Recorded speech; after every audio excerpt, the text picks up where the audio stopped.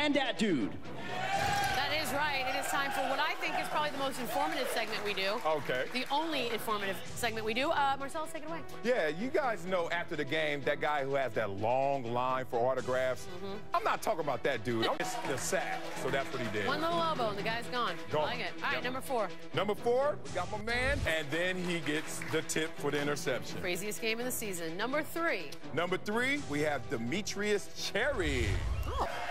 Because coach those plays and have their hands spread. So imagine you see the ball coming, you spread your hands. Boom. It can split the uprights. Right. They also don't like you swatting for the ball because you can miss the ball. The best way to cover surface area, put the diamond up, and that's how you... And up. It's the rock.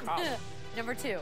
Number 2, Robert A. He can't recover on that cool. play. That's a little nugget. Yeah. Inside scoop. All right, the dramatic reveal. Who is this week's number 1? Number 1, we got Jared Boykin. Here, if you're trying to do that. That's a little bit nuts as far as I'm concerned. Yeah. Well done, sir. Thank you very much, I like it very much. We learned some things. Well, I did. Maybe you didn't. But we're going to do some jeers. All right, let's get it. Let's give it a little side eye. Welcome back. You know what? It's a pretty big day on the show today because we have put you usually where Max is sitting with various former players who got their own confidence board. And they're all bad. You haven't loved it. Well, okay, that's fine. They were all bad. You're getting your own confidence index. I know, man. Actually. So Clinton Porter's Right next to what? ringless. All right. I'm glad you brought that up because we are ranking I'm ringless. an expert in this subject. Let's The do it. Giants call you in 07. Didn't they want you to play for them in 07? The year that the Giants won the Super Bowl, they wanted me to play for that team. But I want to miss a lot of meetings and be meeting. You have so many meetings in a big day. dummy. People don't even know. So, yes, as you said, it's going to be the ringless NFC QB contenders, guys that are in the playoff hunt. At least we think so far. Marcellus? Yes, ma'am. Ready? Uh-huh. All right, we start things off with Colin Kaepernick. Marcellus, where does Kaepernick rank? This is an easy one. If you talk about Colin Kaepernick, on a team right now that's looking outside the playoff pick, and you want to know what proves this point, watch Colin Kaepernick on a big play with the season on the line. With this play right here, you can see Colin Kaepernick Just use his legs to try to pick up ground, use it to extend the play. Yo, this is easy. Put Colin Kaepernick in number 1. Wait a minute. Do all you want. Is this not exactly why you got mad at Clinton? Because of other ringless NFC quarterbacks? No, because he put the first guy in the first spot knowing it would move. Yeah, but he put a guy who shouldn't have been on the board at the first spot. Who actually deserves to be at number 1. It's so hard to isolate quarterback value. The team around him makes a difference, and they're not quite the team. I have faith in Stafford, but I will admit to some trepidation, a little anxiety towards him. Let's just say that... You like that word, huh?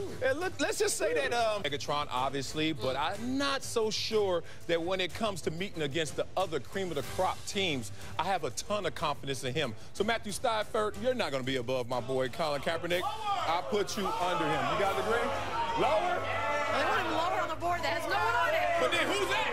If I put him here, who's that guy? Well, we got 3 more here. This is the SportsNation I'll let you guys, index. yeah. I'll let you guys go there because he's somewhere in this world, but he's certainly not number 1. He's kind of like, you don't want to say I don't want to say Cutler because But Mr. Stanton. Mr. Stanton. Stanton should not go above, obviously, Colin Kaepernick. Matthew Stafford has a winning record. Okay. They believe in him because they've won some ball games. Yeah, but when you talk about Stanton on this board, man. No.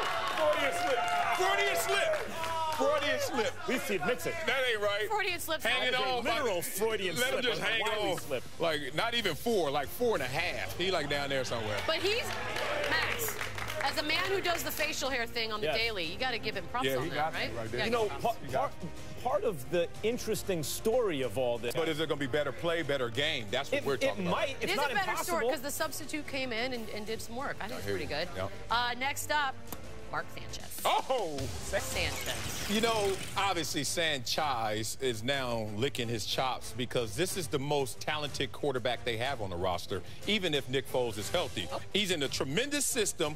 I wonder if the demons of the Jets the last couple of years haunts him to the point where this may not be sustainable. Or it could be motivation. Or it could be motivation. I'm a believer in you, big dog, and I love you, Matthew Stafford. But, I'm going to keep you right there, and I'm going to put Sanchez above you. I have to say, I agree with you about Sanchez. Wow. You're right. You normally... And your boy, Romo. Oh, boy. You know I love me some Tony Romo. my God. Oh, he just invited me to dinner. What's up, big dog? All right, we're going to go get it. We're going to go get it. How about he give you one of those Louis Vuitton luggages instead? You know, hook me up with a computer or something. All right, here we go. Drew Stanton, stop playing. Get out. Man, got nothing to do with Tony Romo here. Now, 4. He has not won any playoff games. Okay. Tony Romo in the playoffs. So it's like I want to put him a lot higher, and I'm thinking of. Okay. All right. Here's a question. Here's a question for you guys. Who has the best running back in NFL this year? Here's a question for you. Who has the best wide receiver in the NFC? Tony Romo. Calvin Johnson's been hurt. So get out of here, Stafford. Get out of here, Mark Sanchez.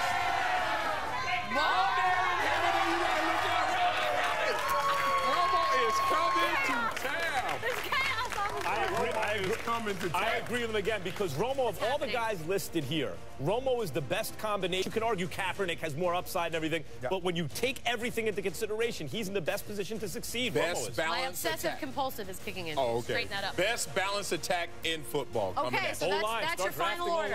Yep. All right, let's find out if the Knicks I'm agrees with you. 100%. I know me. You want to let that simmer?